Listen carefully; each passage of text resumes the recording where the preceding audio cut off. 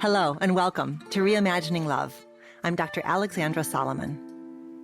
Relationships have the power to wound us and the power to heal us.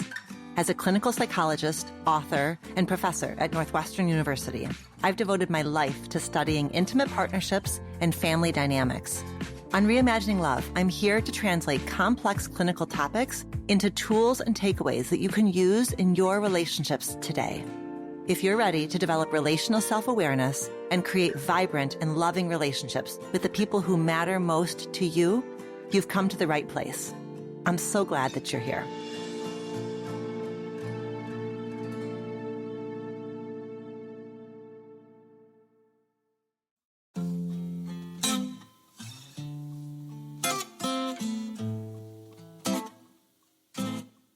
Welcome to today's episode of Reimagining Love. You know, I am well aware that the audience of this podcast skews towards female-identifying listeners.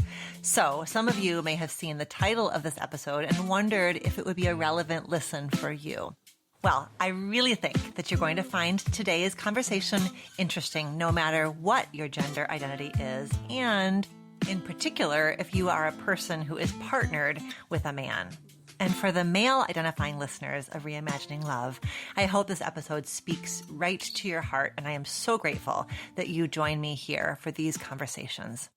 My guest today is Connor Beaton, and we're talking all about his new book, Men's Work, a practical guide to face your darkness, end self-sabotage, and find freedom, which is a guide for men to embark on a process of healing and self-reflection. Connor encourages all of us to look beyond the confines of traditional masculinity and to see how patriarchy has harmed men as well as women, often stunting and inhibiting men's ability to get in touch with their emotions and connect with others when they are struggling. And of course, there are many men out there who don't struggle with emotional openness, connection, and intimacy, but so many do, and as a culture, we still have an awfully long way to go.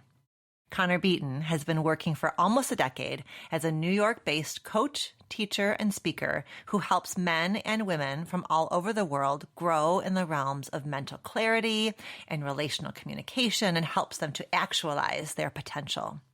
In 2014, Connor founded Man Talks, a community for men looking to deepen their sense of self-awareness.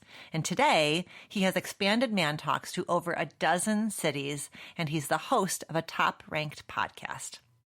Though Connor and I focus this conversation on men's work and healing, the topics we discuss, breaking free from shame and self-isolation, owning our emotions, and connecting with a kind of inner strength that comes from courage and humility, rather than domination and subjugation, are universally relevant, no matter who you are.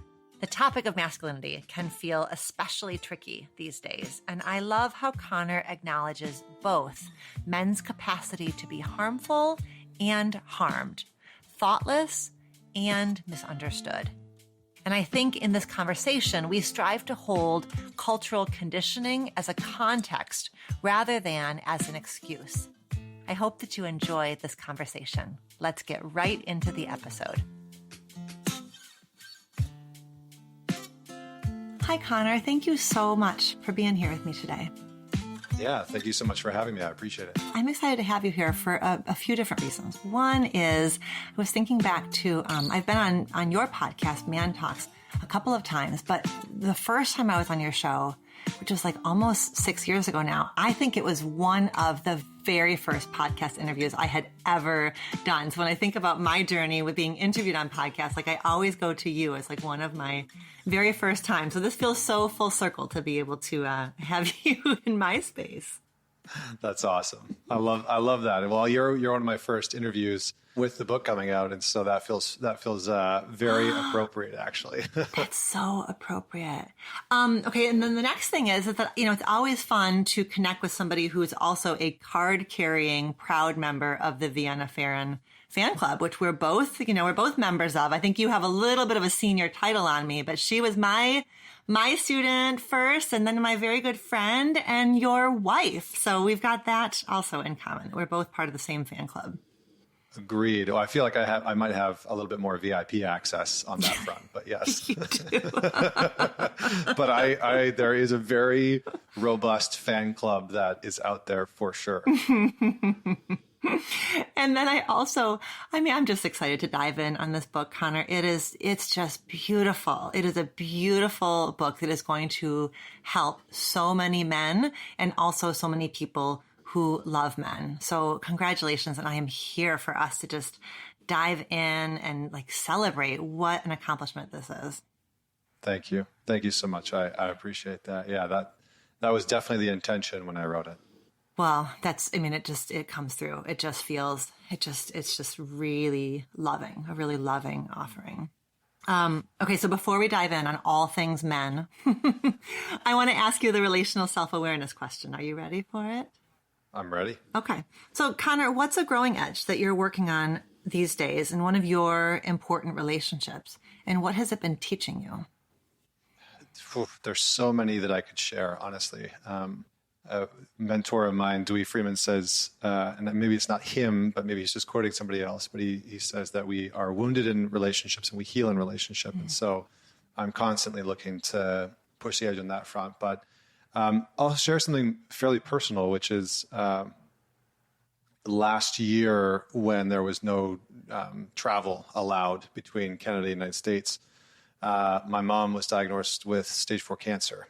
And my mom and I haven't had a great relationship. We were close when I was a boy, but then addiction really influenced her life and sort of took over her life. And so she sort of, faded into the background of my life for a very, very long time. And my son was born, and then my mom was diagnosed with cancer, and I wasn't sure if I was going to be able to go see her. And so I've really been exploring how to deepen that relationship, knowing that she's terminal, knowing that she has a, sort of an undisclosed amount of time left, and knowing that there's sort of this sense of I think we've missed a few years, and I think she feels that and I feel that. I've been really intentional with having as many conversations with her as possible and trying to get a sense of who she is, who she views herself as, and learning to love that person. Because for a long time, all that I knew about my mom was her addiction. Really, it just was like the cloud of her life. And so being in this position where I'm starting to really get to know who she is now that she's sober, 'cause she got sober to go through chemotherapy and radiation and whatnot. It has been a bit of a mixed bag of tremendous grief and at the same time a gift and joy, in the sense that, my mom battled to get sober for a very long time, and all of a sudden here she is, finally at the end of her life, getting sober. And it's been a gift in the sense that I've really gotten to know her and gotten to know her past and gotten to know her childhood, and shared some experiences with her that have been wonderful. She's fought long enough to come and meet my son, and we're going to go home and see her at Christmas. And, so my 20-month-old boy can spend some more time with her. And so that's really been pushing an edge for me relationally, because it's, it really has been a lot, in the sense that, on the one hand, I had always played this role of trying to help her and save her from her addiction, and, really tried to play that role of getting her into sobriety. And then I let go of that entirely years before this happened. But over the course of the last year, all of that has sort of started to emerge. And so we've really had some fruitful conversations, and there's many more to come. But I would say relationally, that's really where I'm pushing my edge right now. It is truly like the epitome of like the idea of bittersweet, right? It's so right there at the both end of, like you said, grief for all of the years that this was not possible.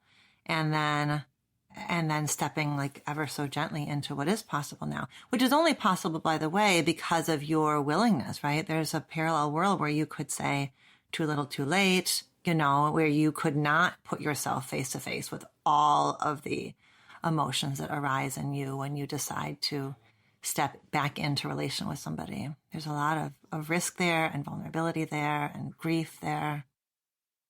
Yeah. And I think anger as well, anger for years of not having the type of relationship that I knew was possible because of the addiction. I think this is a very common thing. I did years of Al-Anon work, which is specifically for children of alcoholics, because I was curious, and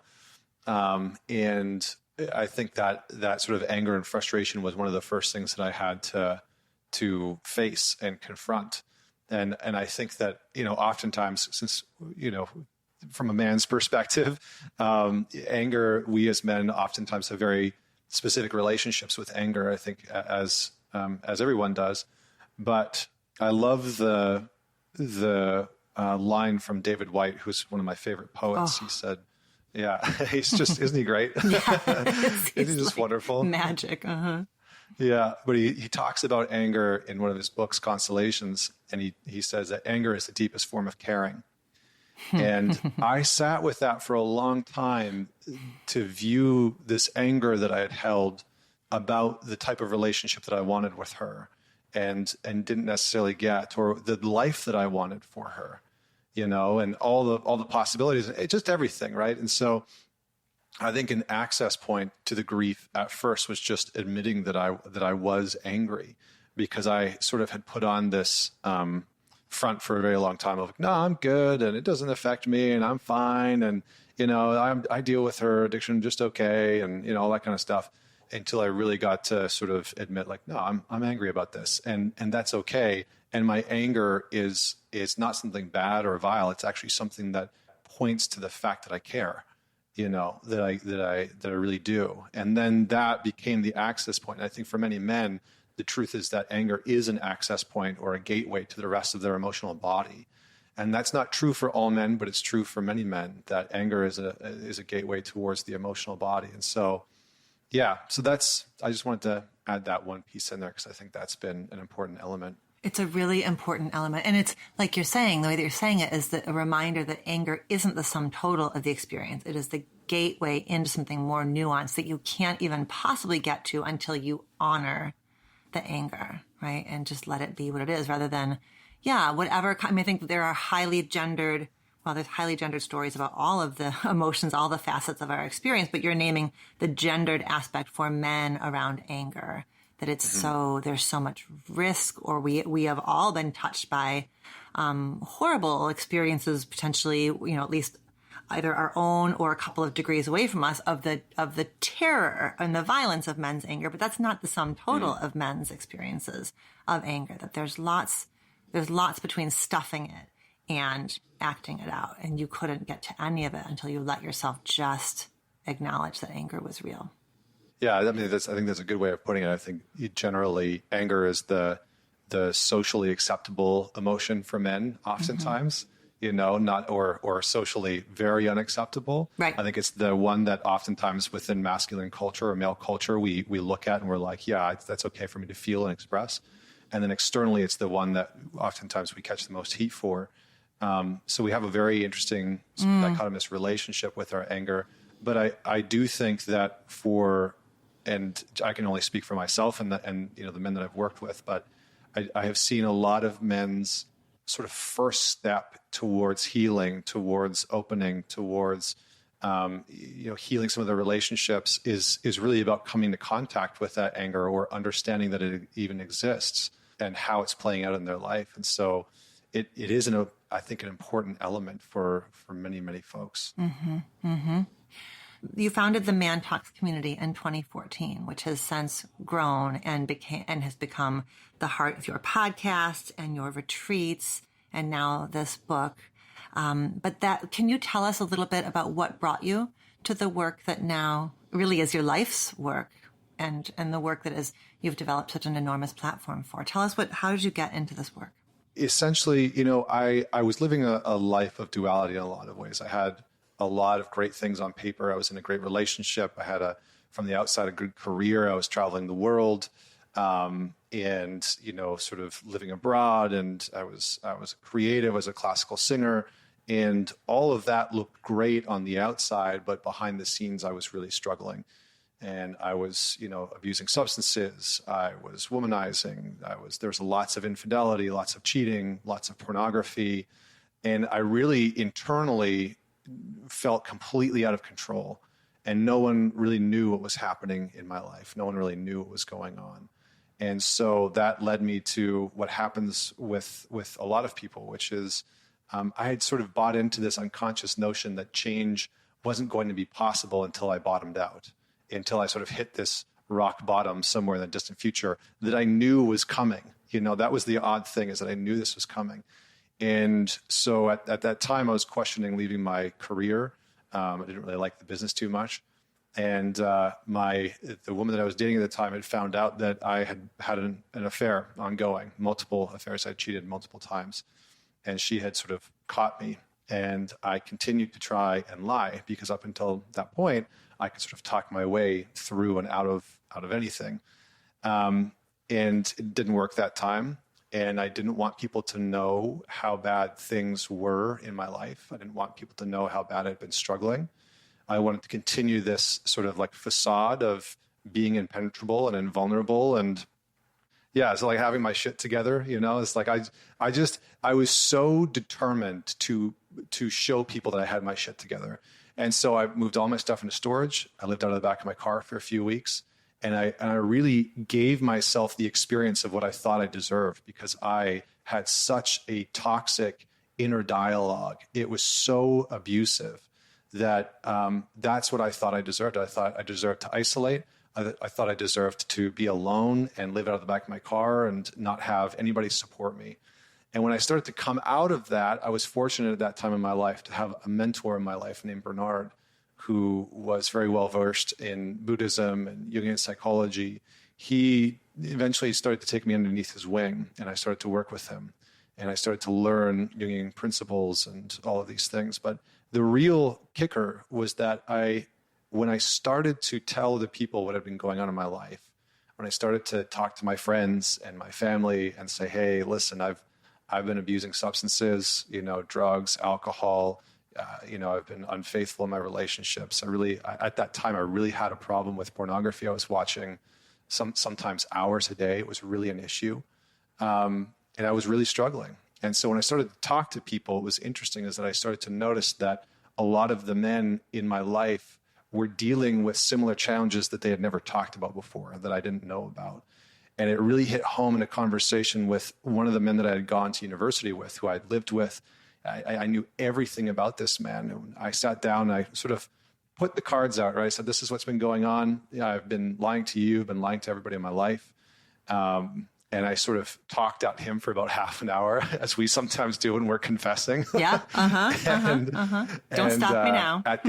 Don't stop me now. And at the end, I sort of paused, and there was this silence, and he broke down a little bit and got very emotional and thanked me, which I thought was very odd at the time, and then proceeded to tell me that he had been so depressed that he had tried to take his own life about a month and a half before.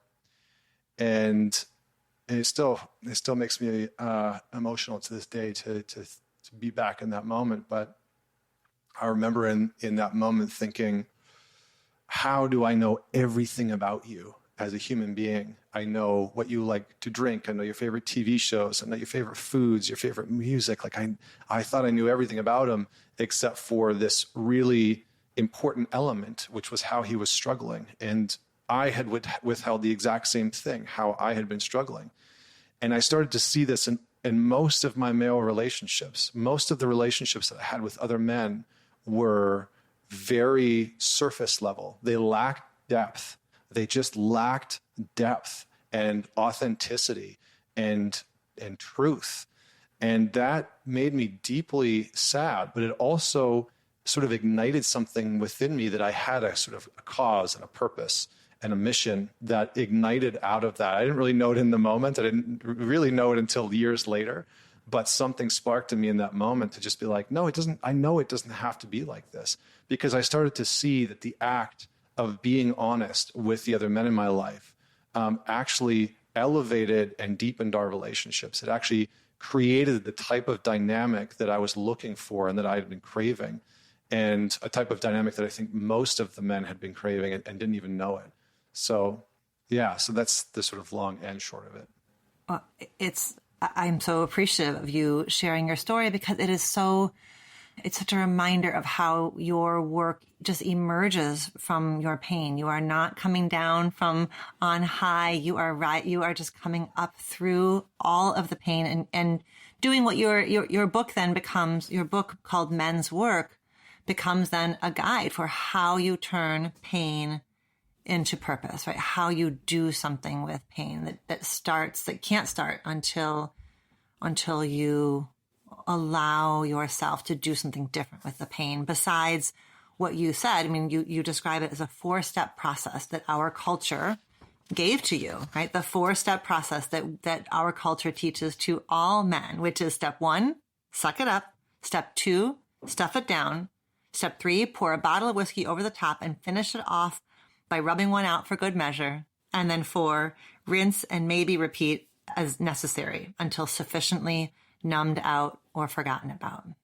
That's the cycle, hey? That's the general cycle. And I used it for a very long time. And I see so many men trying to use that cycle in their own lives, where they're hurting after a divorce or even just a minor argument within a relationship. And no one has taught them what to do with their pain, what to do with their hurt. I think I said it in the book somewhere, like it's easier for most men to say fuck you than it is to say I am hurt. And that's true for so many men. It is unequivocal. It's very challenging to say I'm hurting, I'm struggling, I'm in pain.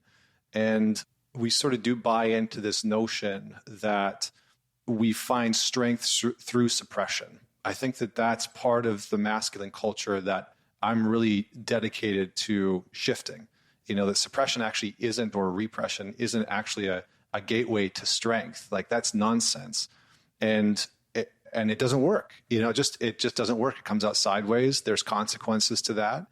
And true strength is found in not just enduring that pain, but beginning to understand it and walk through it and to become a vessel or a being that's capable of carrying it effectively, versus stuffing it down and hoping that you can make it through life without having to face or deal with those things. So, well, that's, as I read those 4 steps, I was just so struck by how immensely isolating that is, right? Like, those are 4 steps: the sucking it down, the drinking, the jerking off to porn. Like, that is just, you are so alone. You're so isolated in that attempt to deal with pain. And it's all so shame promoting, right? It just yields shame. It yields isolation and just keeps men stuck from themselves and stuck from each other, as you were describing with your college friend. This was a man that you could name 15 facts about him. You've got immense numbers of stories about him, but he was alone in pain and you were alone in pain.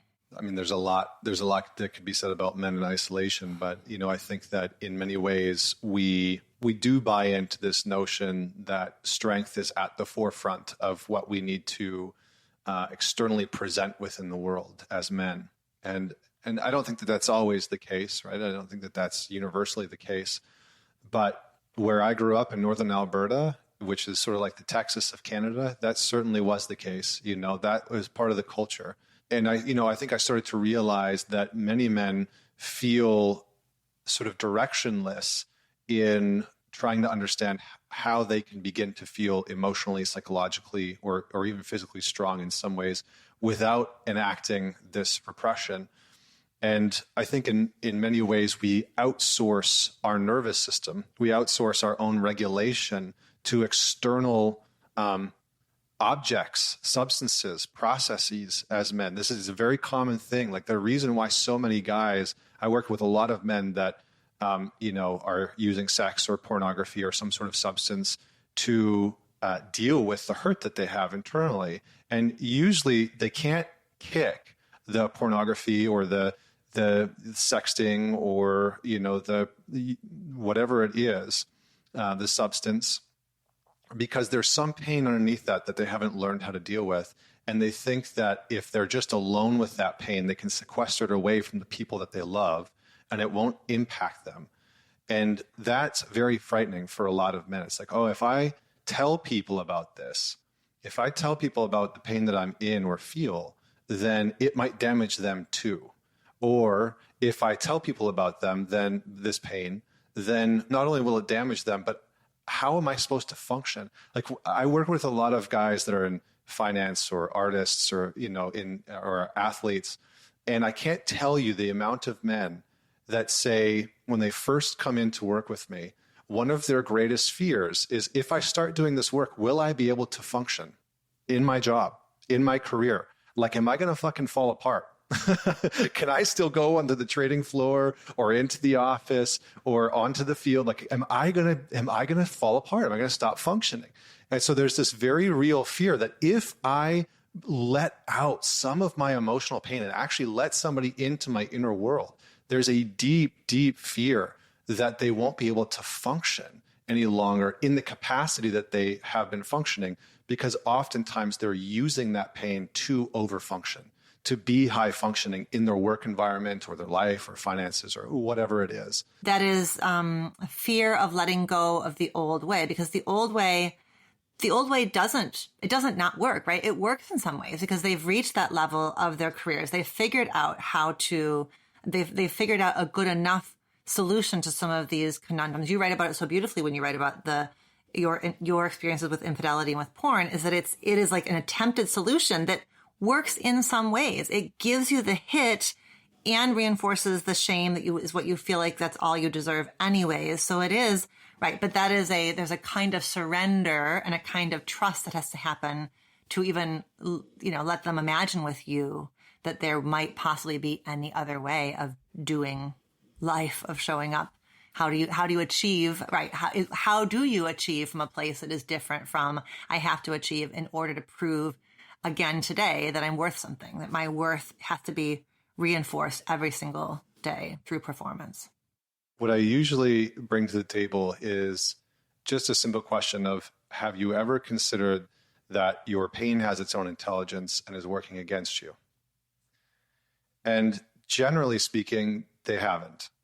Right? Most guys have not sort of sat and pondered like, oh, this stuff that I've been holding down about my childhood or my past or my decisions in my marriage or in my finances or whatever it is.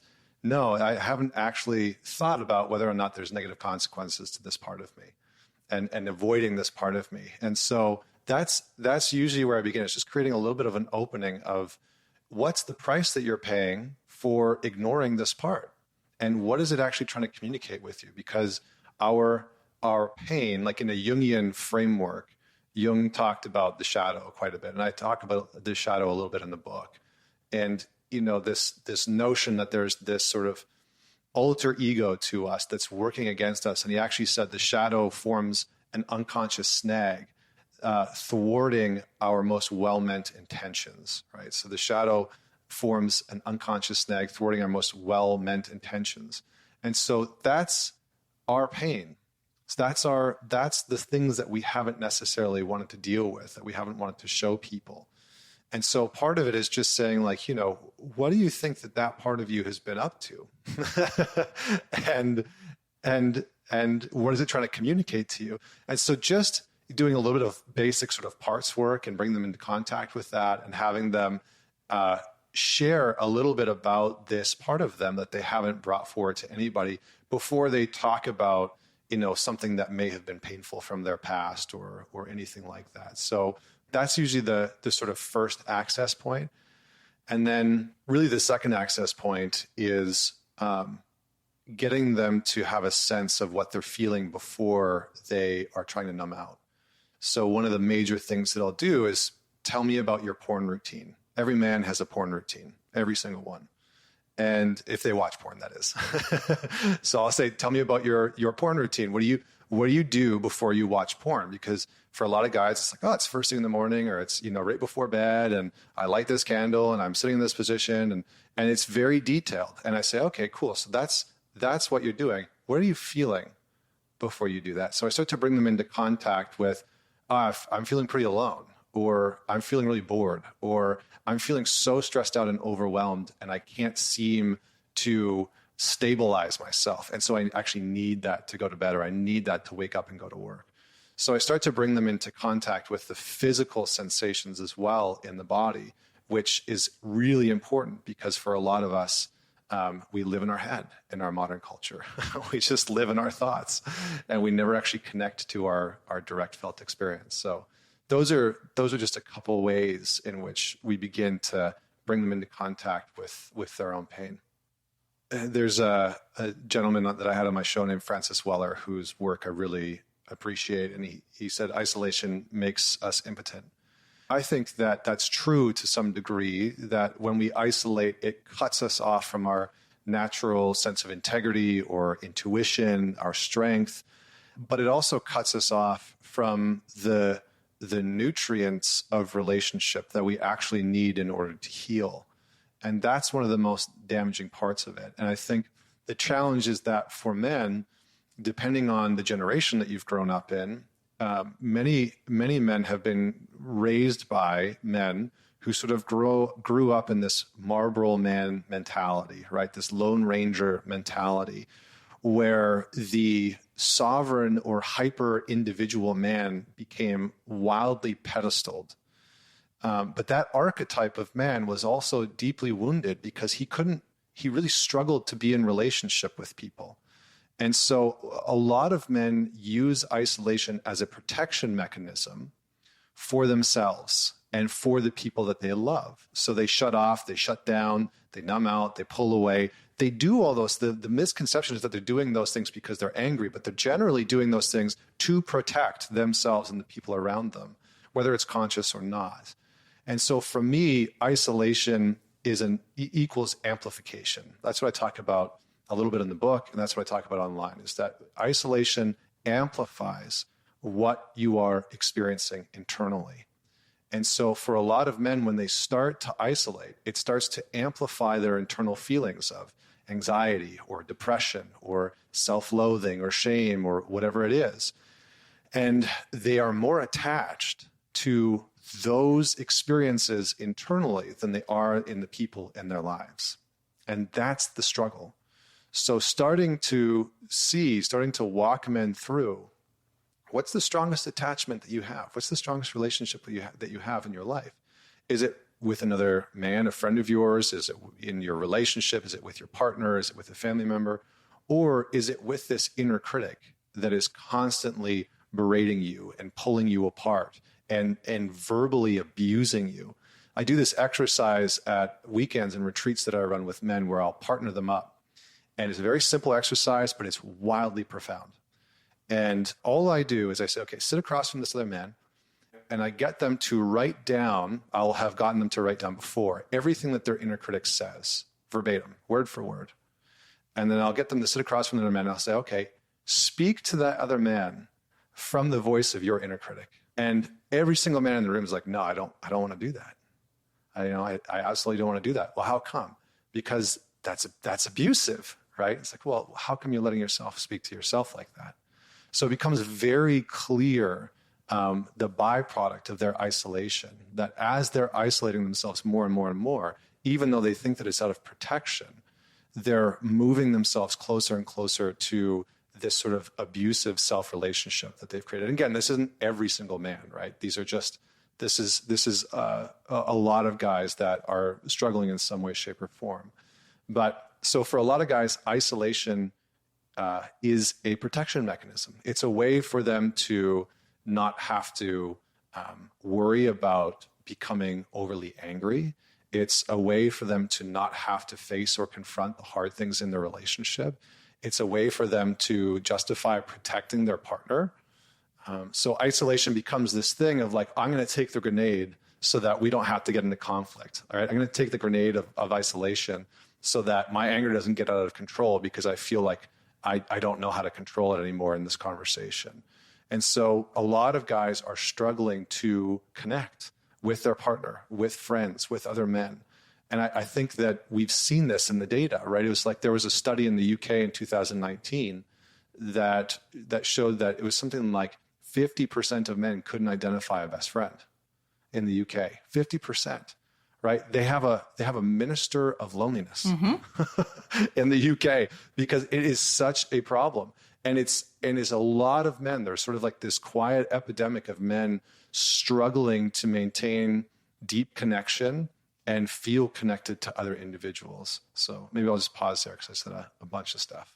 Well, you said a bunch of stuff that is incredibly important. And one of the things I wanted to ask you about, because the listenership for Reimagining Love skews female for sure. And so one of the things I wanted to talk to you about was, what do you feel like women tend to get wrong about men or misunderstand about men? And I think that to me, you hit an important piece of it, which is that isolation, that pulling away, that shutting down.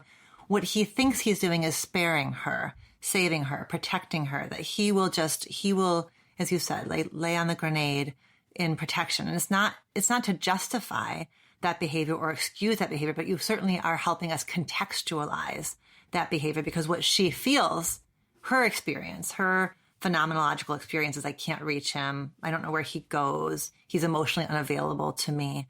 And what likely is going on for him is that the voice of that critic is so loud, and she just can't, he can't even hear her through all of that. Right. Yeah. Yeah. And I think for a lot of the men that I've worked with, isolation has just been a norm. They haven't felt very connected. They haven't had strong attachments in their childhood. They haven't felt deeply connected to other people for a very long time. And so it has become a way of being. And so to be in a deep relationship is foreign territory. To really have a depth of connection, and I'm going to use the V word, but of depth of vulnerability in a relationship is foreign territory. Right. And so for a lot of men, it's like, well, I don't know how to do that. And if I risk it, if I actually open up and I'm honest and transparent and tell you how I'm feeling, tell you what's going on, what happens if you leave, right? Because then I've taken this huge risk of being open and transparent with you, and I haven't done that with anybody else.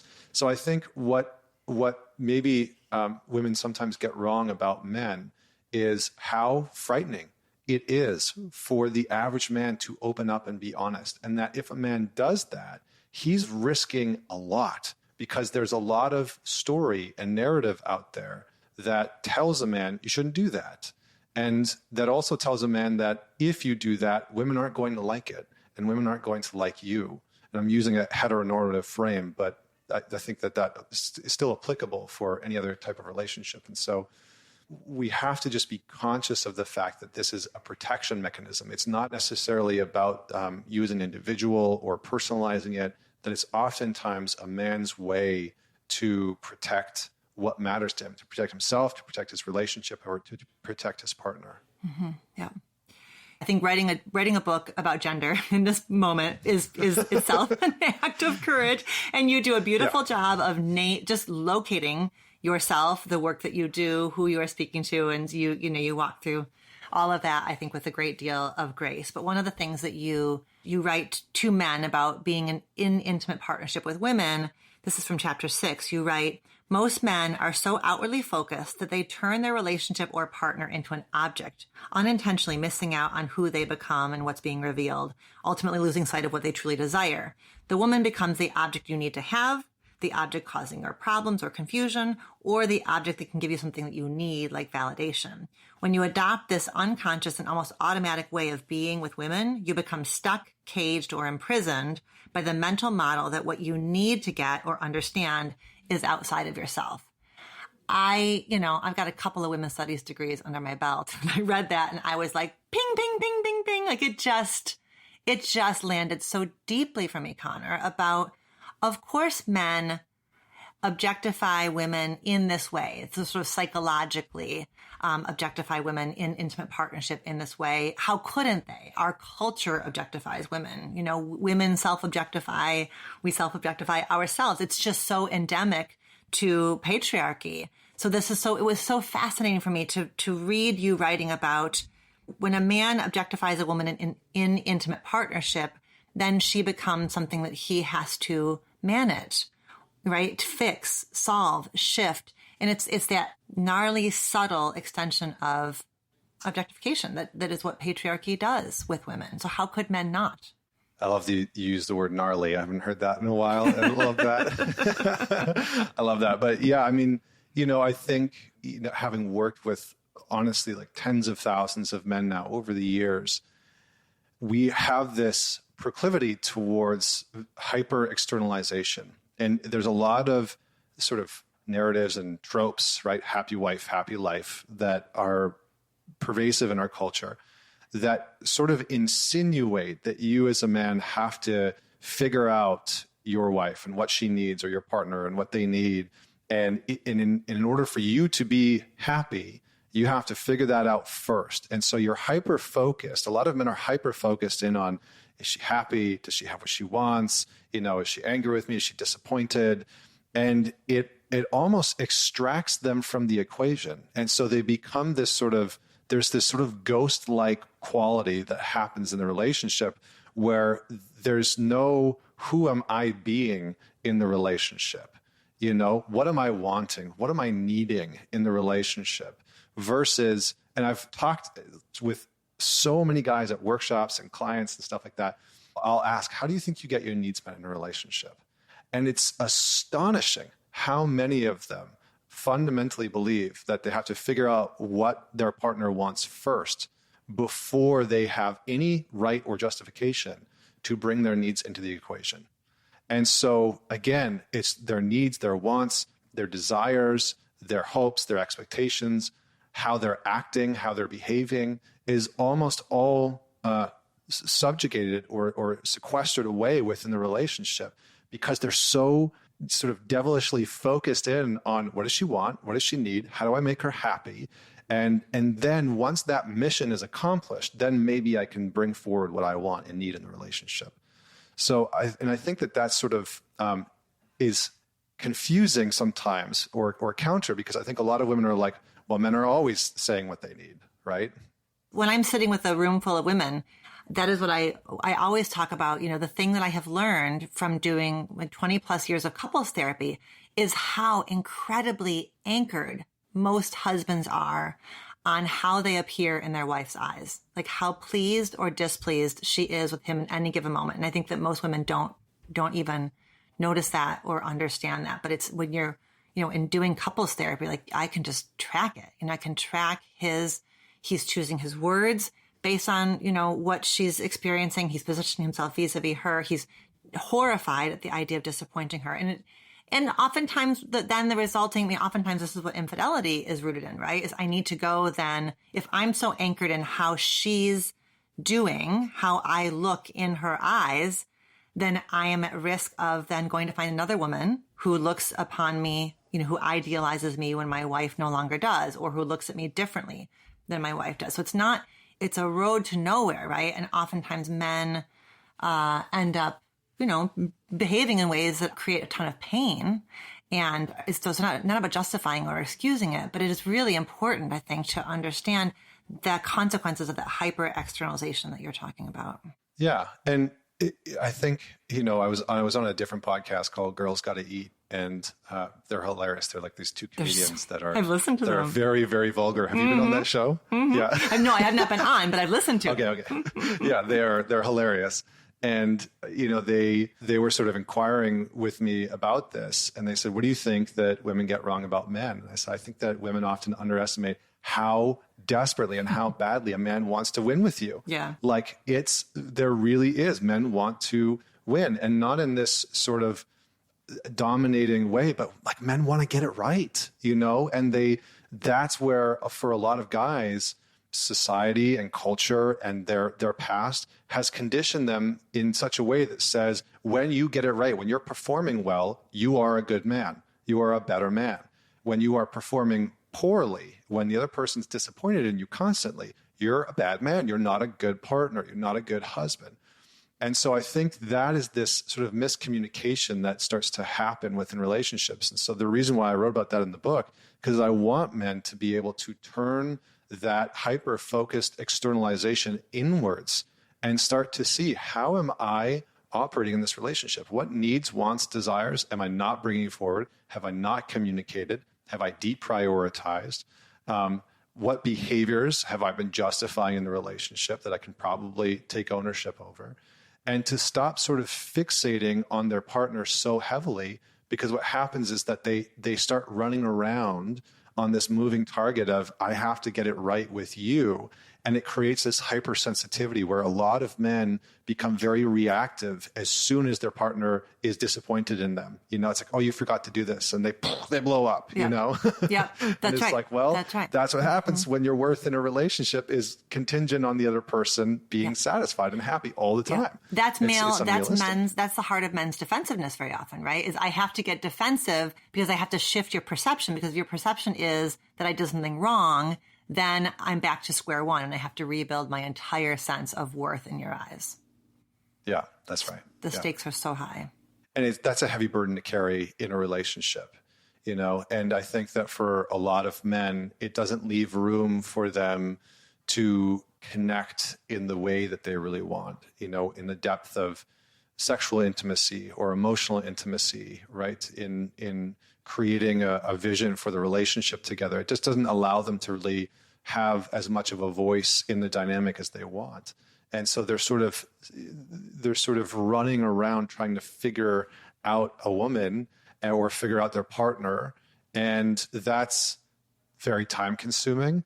It doesn't actually allow for the other person to express who they are, because you're trying to construct who they are constantly. And it largely blinds a man to who he is in the dynamic, which is the most detrimental part.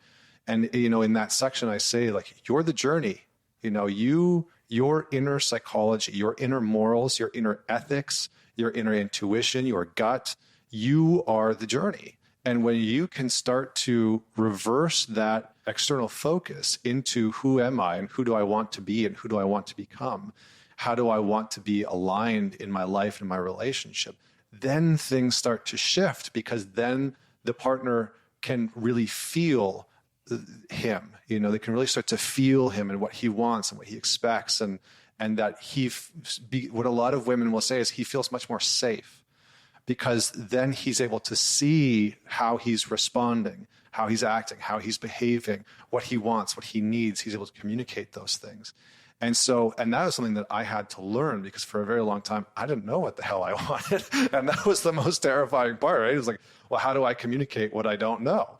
And so I really had to turn the lens around and start to explore what it was that I wanted and who I wanted to be in the context of relationship. It's often the case that it's not that he's holding out on her. It's not like he has this deep well of self-awareness that he's holding out on her. That's not the heart of his emotional constrictedness. It's that he hasn't gone on that journey. He hasn't turned inward. He doesn't even know how to language his internal experience, because where would he have learned that, right? So much in our culture prevents men, in fact, from developing self-awareness, from understanding how to identify and name an emotional experience, to develop a felt sense of what's going on inside of themselves. So it's not that men are very often not depriving their partner of that information. They just don't have it, and they don't know the tools for how they might access that internal understanding of what's happening inside of me.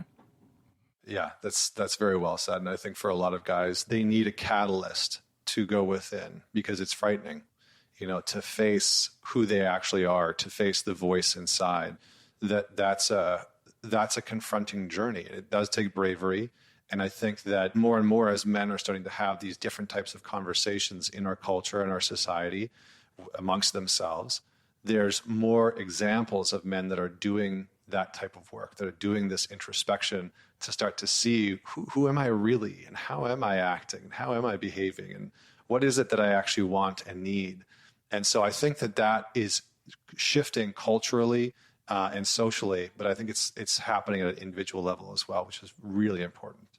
A lot of men are struggling to forgive someone from their past, or struggling to forgive themselves in some capacity. And that's a question I get a lot from men, is how do I forgive myself? How do I forgive others? And I almost always will say that grieving is necessary for forgiveness to be present. And the challenge is that, one, sort of twofold.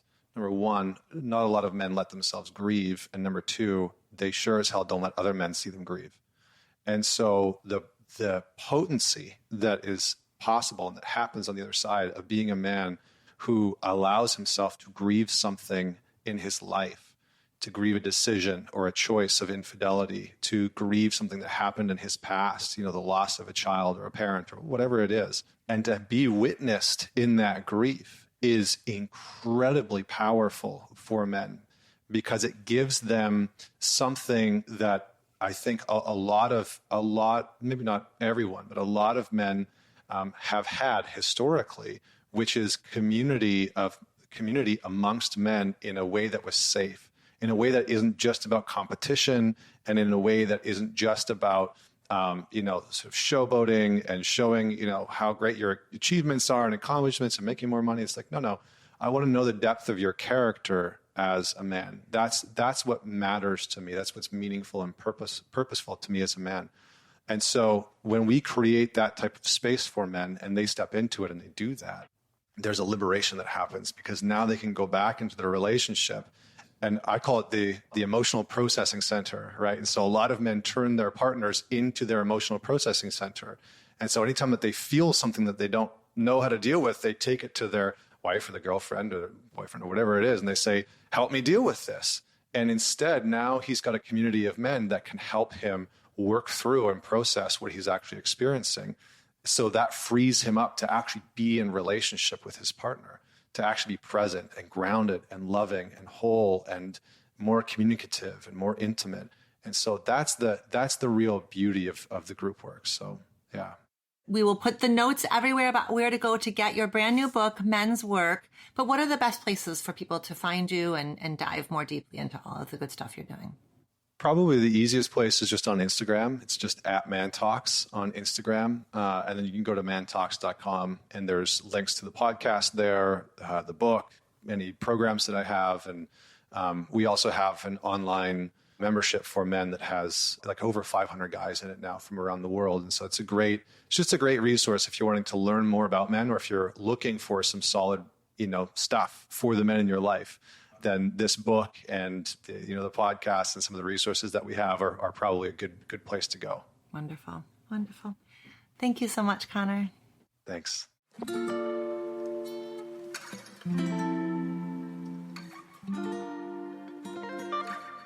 Thank you, Connor, for providing a peek into your book through this wonderful conversation. As a listener, I hope you have been able to reflect on how these ideas connect to your life, whether personally or pertaining to the men that you know and love. I really encourage you to check out Connor's new book, Men's Work. It's linked in the show notes. Until next time, be well. Thank you for listening to our show. Our producer is Elizabeth Vogt. Our editors are Mary Chan and Danelle Cloutier of Organized Sound Productions. Our theme music was composed by Slade Warnkin. Reimagining Love is executive produced by me, Dr. Alexandra Solomon. Do you have a relationship question that you want to have answered on the show? Follow the link in the show notes of this episode to send in a written or audio question. Questions can be about intimate partnerships, family relationships,